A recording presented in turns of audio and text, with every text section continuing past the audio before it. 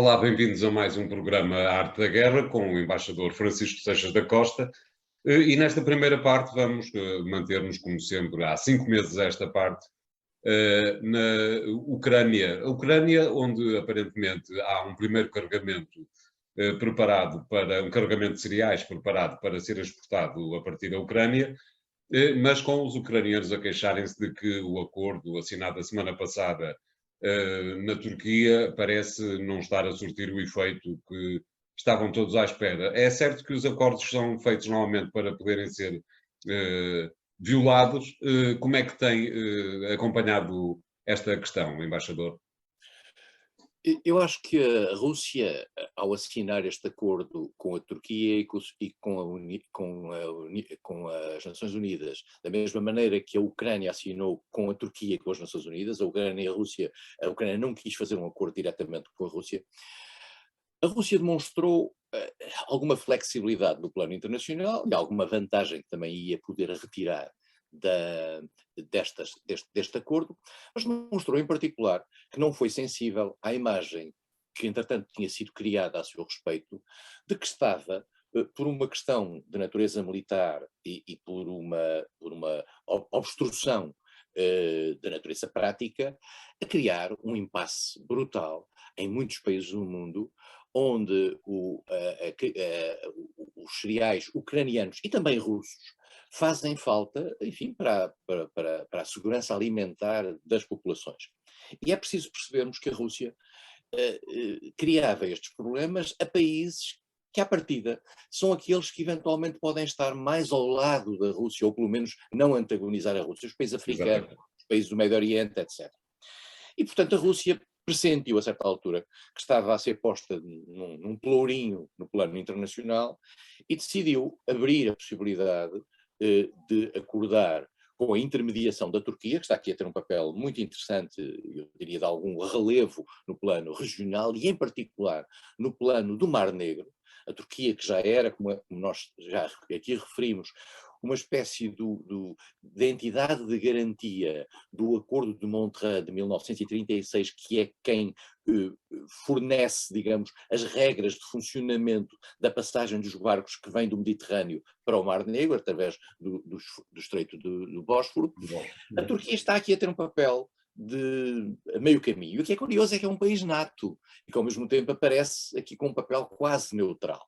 apesar disso, se me permite que o interrompa, Sr. Embaixador, é um país NATO, mas é dentro da NATO um país desalinhado. Eu recordo que há uns anos atrás a Turquia decidiu comprar um sistema de defesa antiaéreo à Rússia, coisa que lhes trouxe à Turquia grandes problemas. É verdade, e criou até, digamos, dentro da NATO, uma fortíssima estranheza, porque estar a fazer negócios em material militar para um país NATO com a Rússia é algo perfeitamente bizarro. Mas nós temos Claro. que perceber uma coisa, no quadro, ao nível de tropas, estamos a falar ao nível de tropas, a Turquia é o segundo maior, são as segundas maiores forças armadas da NATO depois dos Estados Unidos, ainda antes da França, ainda antes do Reino Unido. Em termos de depois em termos de capacidades técnicas, etc., já não são, em termos de força Claro. aérea, marinha, etc. Dito isto, em termos de exército e forças armadas em geral, a Turquia é um potentado dentro da NATO. E por isso mesmo não é facilmente substituível, além de que a sua posição regional é muito importante. Mas a Rússia fez este acordo com a intermediação das Nações Unidas, e aqui há que sublinhar o papel de António Guterres nesta matéria, fez uma diplomacia silenciosa que permitiu fazer isto, e depois 24 horas não eram ainda decorridas sob a assinatura do acordo, a Rússia bombardeou o porto de Odessa, um dos 3 portos de onde vão sair os cereais. Mas de onde ainda não tinham saído nenhum cereais. E a Rússia, num fine-tuning, digamos, ao olhar para o texto do acordo, vai defender-se no sentido de dizer: nós não criámos nenhuma dificuldade à saída de cereais, em primeiro lugar porque a saída de cereais ainda não tinha começado. E em segundo lugar, nós atacámos e continuamos a achar que temos o direito de atacar, se é que a Rússia tem direito de atacar alguma coisa na Ucrânia, unidades de natureza militar que estavam no Porto de Odessa. E na realidade aquilo foi cirúrgico relativamente às unidades militares. É evidente que no espírito geral do acordo há aqui qualquer coisa de estranho, quer dizer, um país que no fundo se compromete a criar facilitação e em particular a criar corredores com a Ucrânia a permitir a desminagem e depois a Rússia a entrar com a Ucrânia também numa espécie de filtragem dos barcos que vão levar os cereais, é aqui de facto um bocadinho estranho, mas enfim, é uma situação de guerra e neste acordo, a Ucrânia consegue a saída dos materiais que tem, dos grãos cereais que tem, parece que 20 mil toneladas que estão nos 3 portos que fazem parte deste acordo, e a Rússia consegue a exportação dos seus próprios cereais e dos seus fertilizantes. Dir-se-á, mas não havia problemas, porque a Rússia, os fertilizantes nem os cereais estão incluídos nas sanções. Coisa que na altura não se tinha falado, como aliás não estão também, como é sabido, o gás. Só que havia aqui um pequeno pormenor. Aqui a Rússia não conseguia exportar os seus cereais nem os seus fertilizantes, das quais é um dos maiores produtores mundiais. O Brasil, por exemplo, depende imenso dos fertilizantes russos. Porquê? Porque tinha havido, no quadro das sanções sobre a navegação, e portanto havia empresas de navegação que não queriam transportar os cereais russos, sobre os seguros, que aumentavam imenso, se não houvesse, digamos, uma canalização militarmente protegida, e finalmente sobre os bancos para onde é preciso transferir o dinheiro. Claro. Portanto, a Rússia conseguiu aqui abrir uma porta de flexibilização do acordo, das sanções, interessante para ela também. E, portanto, ao mesmo uma vez que substitui a exportação de gás que ficou bloqueada pelas decisões da União Europeia, nomeadamente. Mas repare, porque é uma decisão unilateral, mas a Rússia pode exportar gás, não tem limitações para exportar gás para outros locais. O gás não estava nas sanções uma autolimitação. Claro. A União Europeia, entretanto, chegou a um novo acordo entre si, porque a Rússia, como percebeu que não poderia manter a exportação de gás, porque isso permitia à União Europeia criar reservas para o inverno que aí vem, e o inverno que aí vem não falta muito, porque agosto e setembro, como nós sabemos, no centro e no leste europeu, já é uma época fria, e portanto vamos ter a partir dali um inverno muito complicado.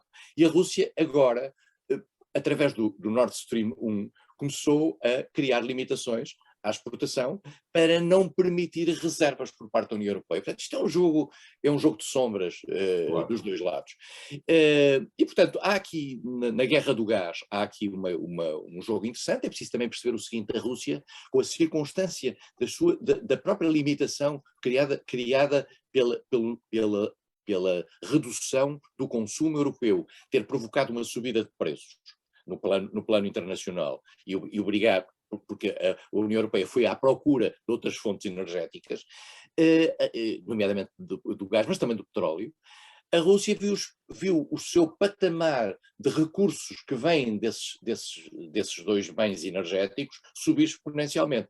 A questão está a prazo, isto é, no dia em que isto acabar, no dia em que a Rússia tiver mais petróleo e gás para exportar do que aquilo que é países para o receber, e se no caso do petróleo ainda é possível, através dos oleodutos, uma transferência rápida, no caso do gás é muito mais complicado. Claro. É muito mais complicado. E a mudança de alvos comerciais é difícil, e portanto a Rússia pode exportar de facto para a China, mas nós temos que perceber onde é que está a China, se olharmos bem em termos de gasodutos, não é? Claro. É completamente diferente de uma Europa que está aqui à mão de semear. Portanto, a Europa, entretanto, conseguiu acordos com países, por exemplo, como o Azerbaijão, no que, aliás, releva aqui de uma certa ironia, que é, quer os Estados Unidos, quer a Europa, estão à procura de países que no passado eram considerados autocracias, e não digo similares à Rússia, porque não tem um caráter tão agressivo como a Rússia, mas se nós vamos à procura de regimes, digamos, limpos sob o ponto de vista de regras democráticas, direitos humanos, etc., eu duvido que o Azerbaijão, ou mesmo a Arábia Saudita, sejam, digamos, ou a Venezuela, sejam pontos interessantes. Só que em tempo de guerra não se limpam armas e, portanto, a União Europeia vai onde pode arranjar gás e petróleo, desde que não seja na Rússia. Mas a questão do Azerbaijão é particular, parece-me a mim particularmente extravagante, diria eu, uma vez que o Azerbaijão é, de alguma forma, faz parte da zona de conforto da Rússia, isto é, quem tentar substituir importações do que quer que seja da Rússia no Azerbaijão, arrisca-se a ter um problema complicado em pouco tempo. Faz, António, mas naquele tandem Arménia-Azerbaijão, que é conflitual por virtude daquele território do Nagorno-Karabakh, Claro. a Rússia está mais do lado da Arménia do que está do lado do Azerbaijão. Certo. O Azerbaijão é muito protegido pela Turquia. Sim, sim. E, aliás, nesta última guerra que teve lugar, foi exatamente o apoio militar turco, em particular dos drones, que provocou uma derrota por parte da Arménia, que, aliás, como já aqui analisámos, com consequências até na vida política interna da Arménia.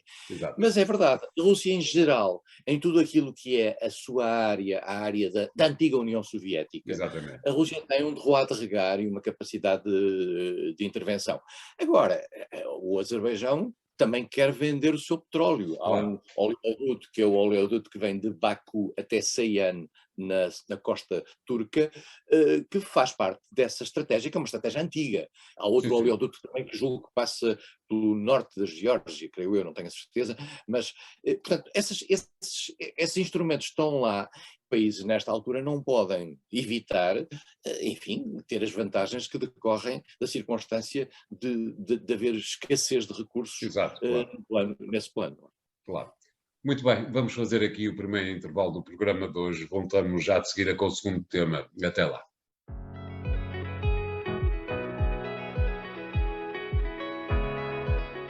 Bem-vindos à segunda parte de A Arte da Guerra, desta vez para pedirmos ao embaixador Seixas da Costa que nos fale um pouco sobre aquilo que se está a passar no norte da África, particularmente na Tunísia, onde no início desta semana houve um referendo.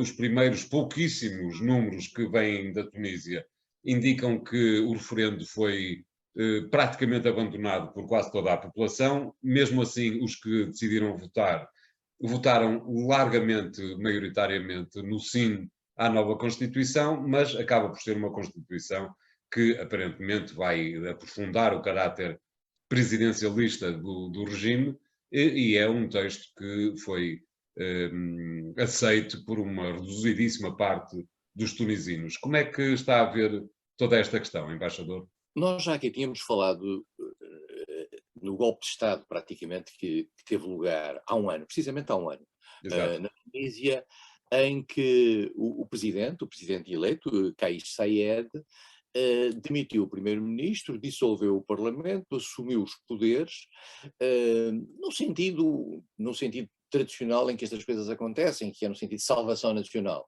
na ideia de que o país estava a entrar num caos e que o partido que era maioritário no Parlamento, um partido islamista, estava com uma política, enfim, que ele considerava não ser aceitável. E, portanto, ao longo deste ano, ele geriu o país fora das regras da Constituição, fez um grupo de trabalho, nem sequer foi uma Assembleia Constituinte, fez um grupo de trabalho para redigir uma nova Constituição. Pelos vistos, a primeira versão não lhe agradou e a segunda versão consagra aquilo que o António disse, um regime presidencialista muito forte. É preciso percebermos que a Tunísia, peço desculpa, tinha um regime semipresidencialista um pouco similar ao regime português. Isto é, com o presidente com algumas competências na área externa e na área militar, mas com o governo, digamos, dependente da vontade do Parlamento, de onde emergia uma maioria, de onde era escolhido o primeiro-ministro. Ora bem, esta Constituição acaba com isso. O presidente escolhe o primeiro-ministro, Como aliás fez em setembro passado, não é? Exatamente. No caso, uma primeira-ministra. E escolheu uma primeira-ministra, mas enfim, um pouco já à revelia da própria Constituição antiga. Sim, claro. E, portanto, Agora, passa, se a Constituição for aprovada, esta Constituição for aprovada, e convém dizê-lo que ela já foi altamente criticada, mesmo o seu procedimento de Constituição, pela Comissão de Veneza, que é uma estrutura que existe junto do Conselho da Europa, que faz a avaliação dos modelos de natureza constitucional, e que é uma estrutura prestigiada e que fez um parecer profundamente negativo contra esta Constituição. Portanto, o Parlamento passa a ter uma função quase consultiva, não pode, só em circunstâncias muito excepcionais é que pode deitar abaixo o governo, que é escolhido pelo Presidente, como o Primeiro-Ministro. Também há um controle completo das Forças Armadas, mas isso aí, digamos, é uma evolução relativamente ao modelo anterior.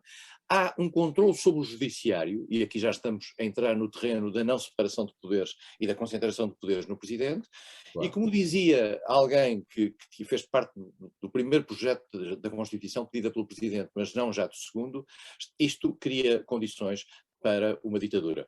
O Presidente é eleito por 5 anos, renovável por mais 5, e em circunstâncias que ele considera importantes em termos de segurança, pode manter um estado de emergência e pode prolongar-se no poder. Estamos a falar, portanto, perante uma nova ditadura neste quadro tunisino, que era, convém lembrá-lo, digamos, foi a primeira dos países árabes que teve a chamada Primavera Árabe. Foi exatamente na Tunísia que começou. Um mapa para daquilo que é os países árabes, para podermos fazer uma pequena análise. Convém dizer o seguinte, as primaveras árabes, no fundo, são, embora talvez implicitamente, no fundo, a resposta árabe àquilo que foi a democratização que deu os países de leste, do centro e leste europeu. Aquilo que foi a libertação da tutela soviética que aconteceu no centro e leste europeu, que depois com a integração na União Europeia, portanto, criou uma expectativa. E essa expectativa, aliás, foi depois alimentada, se bem nos lembrarmos, pelos discursos de Barack Obama, que no fundo tentou dar um certo suporte internacional, depois sem consequências práticas no plano do apoio americano. E na Tunísia verificou-se em 2011 uma revolta contra Ben Ali, que era o Presidente da República, que já estava lá desde 1987, substituiu Bourguiba, por sua vez estava lá desde a independência da Tunísia em 1956, a independência era uma figura histórica da vida da Tunísia. Ben Ali foi expulso, entretanto foi para a Arábia Saudita, já morreu entretanto, e criou-se um princípio de democracia. Fez-se uma Constituição com uma Constituinte que demorou 2 anos, e fez-se uma Constituição sufragada largamente. Houve 3 eleições completamente livres. Mas eu devo dizer que, até porque tive essa experiência que fui à Tunísia mais do que uma vez em algumas funções, nessa altura, portanto estamos a falar de 2013, 2014, havia já um sentimento de que em matéria de liberdade de imprensa, em matéria de livre funcionamento das instituições, havia muitas dúvidas. Isso tinha a ver com o governo no poder, curiosamente, o tal governo que este presidente afastou. Portanto, para criar ainda uma situação ainda pior. Mas este mapa mostra-nos um bocadinho o mundo árabe, e nós verificamos que houve manifestações, digamos, sem grande expressão, no caso de Marrocos. Eu estou a falar de cor, não estou a ver o mapa neste momento, de Marrocos. Na Argélia também houve afloramentos, foi afastado depois Bouteflika. Na Tunísia foi o que eu já expliquei. Na Líbia houve uma tentativa, em primeiro lugar, de afastamento de Gaddafi. Houve depois uma repressão forte feita por Gaddafi baseado na chamada Tripolitânia, que é a zona mais próxima da capital Trípoli, contra a Cirenaica, que é a zona mais próxima do Egito. Aí deu-se uma guerra civil, houve uma intervenção da NATO, autorizada pelas Nações Unidas, mas que estava autorizada a proteger a Cirenaica e não necessariamente não estava autorizada para derrubar Gaddafi. E isto criou uma situação de caos em que se vive praticamente até hoje. Um pouco mais a leste temos o Egito, onde por essa altura, e também num modelo quase similar àquele que tinha acontecido na Tunísia, Mubarak foi derrubado. Todas as pessoas se lembram da Praça Tahrir e das grandes movimentações democráticas. Houve eleições, ganharam os islamistas acabaram por tomar o poder e criar e absorver a totalidade do poder. Houve um golpe militar e nós voltamos, fechamos o ciclo e criamos mais um governo militar. Depois do caso da Líbia, Houve manifestações várias em vários países. Uma delas, por exemplo, foi na Síria. A situação que hoje vivemos na Síria, ainda de guerra civil, tem a ver precisamente com o que aconteceu em 2011, 2012 na Síria, que é uma guerra civil interna de protesto contra Bashar al-Assad e contra a ditadura de Bashar al-Assad. A Rússia, que entretanto tinha-se abstido no Conselho de Segurança quando do caso da Líbia, não contando com o afastamento de Gaddafi, já vetou, a Rússia e a China vetaram uma intervenção do possível na Síria, o que fez com que a guerra civil se prolongasse, com a entrada daí de atores estrangeiros, como sejam o Irão, como seja a Turquia, como sejam os próprios países árabes, o próprio mundo árabe ligado à Arábia Saudita no início. Depois, no Golfo, tivemos um caso muito interessante, que foi o caso do Bahrein. No Bahrein, a minoria xiita teve, a certa altura, uma tentativa de democratização e o Conselho de Cooperação do Golfo, liderado por tropas da Arábia Saudita, interveio e esmagou essa tentativa. Houve os também, sunitas, ou seja. Os sunitas. Houve também, digamos, afloramentos sem consequências na Jordânia, com, digamos, tentativas de pôr em causa o poder do rei, até com a sua própria família envolvida, e depois houve o caso famoso do Iémen, em que o presidente Saleh foi afastado, mas em que se entrou depois numa guerra civil que ainda hoje não terminou. Depois temos casos no Sudão, com al-Bashir a ser afastado, e portanto, todos estes movimentos, digamos, numa certa altura têm uma base democrática, depois alguns deles acabam por consagrar a impossibilidade do modelo democrático prosseguir. E, claro. portanto, eu acho que esta Constituição, este voto, que vai ser positivo na Constituição do presidente tunisino, consagra uma espécie de última pedra posta sobre o fim das primaveras árabes. Evidentemente. Vamos fazer aqui o segundo intervalo, voltamos já de seguida para o terceiro tema de hoje. Até lá.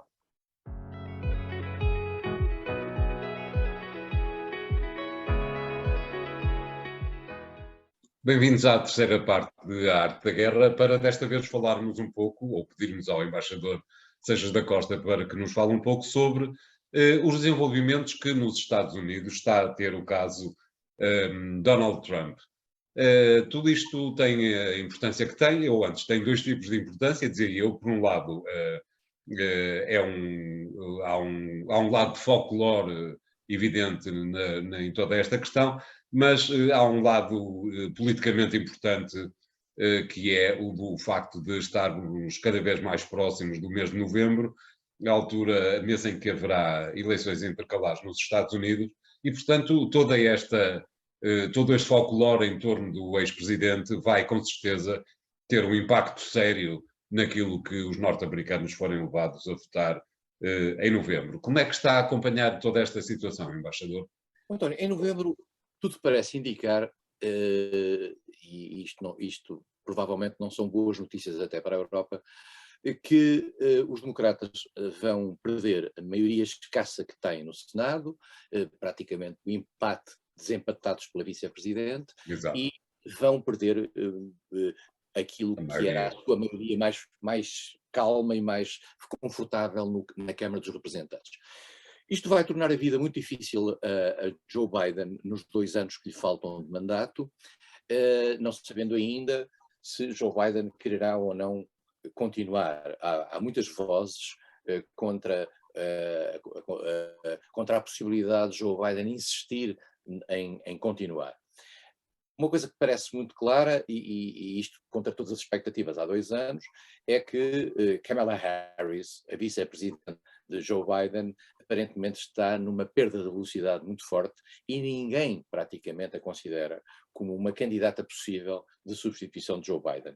O que é uma coisa verdadeiramente inesperada, não lhe parece? É inesperado, mas tem a ver, vamos ser claros, com a capacidade que a senhora não demonstrou ao longo deste tempo. Agora teve um afloramento sobre a questão do aborto, mas manifestamente não demonstrou uma capacidade à altura de se poder erguer como uma substituta de Joe Biden.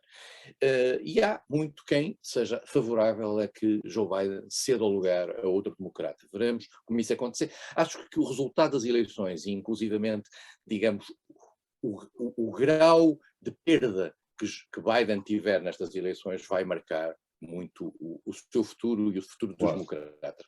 E, em particular, a possibilidade dos democratas manterem o poder em 2024. Entretanto, nós vimos assistindo nos últimos semanas, a Europa às vezes, se calhar, até nem tomou atenção muito em relação a isso, àquilo que foi o debate parlamentar americano, o debate na Comissão Especializada sobre os acontecimentos de 6 de janeiro de 2021, isto é, a saída de Donald Trump e, em particular, aquilo que foi o processo de subversão, de ataque ao Capitólio, com as responsabilidades que aí estão. Os Estados Unidos, que na altura ficaram um pouco aturdidos em relação a isto, agora começaram a ter uma desconstrução dessa operação e, em particular, das responsabilidades que o presidente Trump teve em relação a isso. E, ao que parece, mas isto vale o que vale, Trump, que até agora se tem mantido como uma espécie de líder da oposição, coisa que não era tradicional na história americana, como já aqui falámos, normalmente os presidentes que perdem depois desaparecem, mas como o Trump manteve esta ilusão de que tinha ganho as eleições e que a eleição lhe foi roubada e levou com ele uma grande parte do Partido Republicano, ele manteve-se como uma figura tutelar e ainda é hoje a figura tutelar do Partido Republicano. Só que estes hearings no Senado, esta comissão, e o escândalo que está a ser, que aconteceu com filmes, com vídeos, com declarações, com testemunhos, estão a erudir um pouco a imagem. E, portanto, neste momento, Trump aparece no quadro dos republicanos, que são aqueles que, digamos, estão à frente e vão provavelmente ficar à frente em novembro. Há outros candidatos e outros nomes de quem se fala, mas para já Trump continua à frente.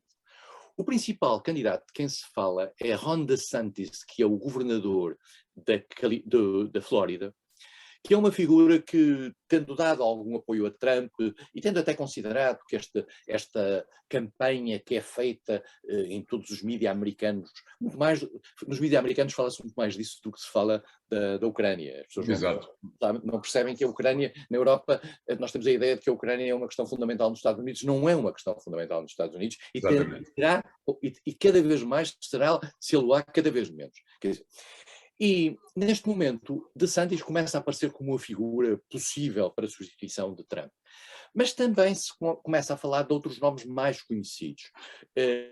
Por exemplo, o antigo vice-presidente Mike Pence, um homem que tem uma grande força, que afrontou Trump. Isso está-lhe a crédito naquele dia e naqueles 2 dias, e que, inclusivamente, estava na lista para ser liquidado por alguns dos assaltantes do Capitólio. Mike Pence, que na altura, curiosamente, era tido como um homem de extrema-direita, não sei o que mais, hoje aparece como uma figura profundamente aceitável e quase, digamos, middle of the ground. Depois aparece, curiosamente, um nome que não parecia ter uma grande força, que é Mike Pompeo, que foi secretário de Estado, que foi, portanto, ministro dos Negócios Estrangeiros americano nos últimos tempos, e que tinha sido já diretor da CIA. É outro dos nomes de quem se fala. Depois fala-se também de Nikki Haley, que foi nomeada por Trump para embaixadora nas Nações Unidas, imediatamente após Trump ter sido nomeado, e aliás foi, digamos, fez uma certa aliança com António Guterres, e criou uma boa relação com António Guterres, tinha sido governadora da Carolina do Sul. E depois há mais 3 nomes que se fala muito, eu confesso, não os conheço, mas são nomes como Tim Scott, Tom Cotton, e outros nomes que aparecem. O que é que são? São normalmente senadores ou congressistas com alguma repercussão e com uma imagem positiva no seio do Partido Republicano. Ainda estamos muito longe, nós estamos a falar das eleições de 2024. Nos Estados Unidos, os candidatos aparecem tardiamente. Mas eu acho que a partir do momento em que se pressinta que Trump pode perder a capacidade de ser de novo candidato, e isso é uma decisão que terá que ser tomada no seio do próprio Partido Republicano, e não sabemos se o será. Trump tem muitos apoios ainda, tem muito apoio financeiro, está muito presente nos mídias, tem uma máquina atrás dele. Se Trump desaparecer, aí sim, estes candidatos avançarão e logo se verá quem é que vai aparecer. Agora, a sensação que se tem é que Joe Biden, em 2024, mesmo que chegue como candidato a 2024, é um candidato à partida derrotado. Pois, claro. E não há nomes que ainda vão emergir dentro do Partido Democrático, mas eles virão aí, para já estão um bocadinho travados, porque normalmente essa é uma regra também, em particular no Partido Democrático, mas também nos republicanos, que é, quando se tem a presidência, não aparece ninguém a contestar a presidência. E a não ser que o presidente queira sair, aqui então aparecem os novos nomes. Portanto, Biden está mais ou menos blindado até um dia decidir que, em função da tua taxa de popularidade, que nós já outro dia trabalhámos sobre isso e vimos isso, que é muito baixo, está a baixar, e que está a baixar, isto curiosamente, fortemente no eleitorado democrático. Nós, a partir de novembro, vamos ter novidades aqui no cenário político americano. E quanto ao lado folclórico da questão, Sr. Embaixador, há aqui uma área que me vai metendo alguma impressão, porque de algum modo tudo o que aconteceu no dia 6 de janeiro é obviamente grave, mas eu diria que nem sequer foi a primeira vez que aconteceu. Eu recordo que nos anos 60, no final dos anos 60, uma série de movimentos anti-guerra do Vietnã fez uma enorme manifestação que tinha duas vias alternativas para escolher. Ou a tomada do Congresso ou a tomada do Pentágono. Norman Mailer, no seu interessantíssimo livro Os Exércitos da Noite, explica exatamente isso. Por acaso, os organizadores acabaram por escolher o Pentágono e não o Congresso, mas tudo isto são coisas que já se viram nos Estados Unidos. Não lhe parece que este folclore em torno do que aconteceu em 6 de janeiro também é um pouquinho exagerado? António, é que nos casos que referiu, tratava-se de facto de uma erupção dentro da vida política americana de contestação à liderança.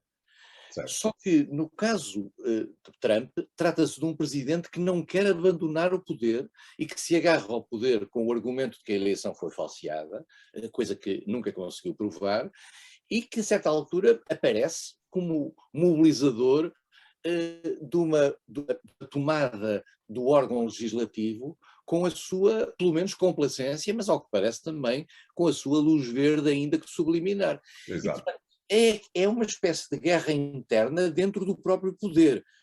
Coisa diferente é, digamos, o assalto ao poder num tempo de turbulência como era esse da Guerra do Vietnã e tudo isso, e com essas possibilidades. E nos Estados Unidos, se nós pensarmos bem, nós tivemos vários momentos, houve momentos de subversão quase terrorista interna. E aí vale a pena dizer que o FBI não esteve quieto ao longo desses tempos e não deixou de dificultar a vida a essa gente durante muito tempo. Agora, aqui, este folclore tem muito a ver, nós ficámos muito marcados pelo folclore, até por aqueles tipos que apareciam com as cabeças com coisas de penas e tal. Mas isso tinha, por detrás de tudo isso havia armas. Exato. Por trás de tudo isso houve gente morta. Por trás de tudo isso havia uma lista de cidadãos a bater no Congresso, um dos quais era o vice-presidente, porque se recusava a obedecer à ordem de Trump para não reconhecer o resultado eleitoral. Isto é de uma gravidade extrema, quer dizer, a grande questão está em saber, e este é que vai ser o grande teste americano, é se, provado que isto possa ser, se há capacidade de pôr Trump em tribunal. A capa da revista Times, o Time da Newsweek, traz Trump numa cela desenhado isto. Não parece que haja condições, numa América que está profundamente dividida, porque a grande questão é o seguinte, António, se fizeram uma sondagem dentro do eleitorado republicano, perguntando se Trump, se lhe roubaram ou não a eleição há um ano e tal, verificará que há uma maioria de votantes republicanos que considera que Trump é o legítimo presidente dos Estados Unidos. Exatamente. Isto é de uma gravidade extrema, porque nada prova, Trump nunca conseguiu provar isto, mas o que significa que a sociedade americana está de tal modo polarizada que estes pequenos fatores aí sim, de fake news, acabam por ter um efeito prático. Em que medida é que amanhã, numa eleição a que Trump volte de novo, o que é que será a americana com Trump a regressar de novo? Será que os republicanos, que nós pensávamos que depois de tudo aquilo que se passou no Capitólio, os republicanos teriam uma espécie de segundo pensamento no sentido de dizer, bom, este homem não nos pode continuar a representar, é uma vergonha para um partido da responsabilidade e com a história extraordinária de grande partido democrático, que é o Partido Republicano. Ora bem, nós reparamos que dentro do Congresso, portanto, no Senado e Câmara dos Representantes, continua a haver gente a apoiar esta tese de Trump e continua a haver gente ao lado de Trump, mesmo na sua teimosia anti-institucional. Claro. Muito bem, voltaremos com certeza a falar sobre esta matéria lá mais para o outono. Agradeço ao embaixador e recordo que podem ver este programa e vários outros mais nas redes sociais do Jornal Económico, tanto em vídeo como em podcast. Até à semana para um próximo programa de A Arte da Guerra.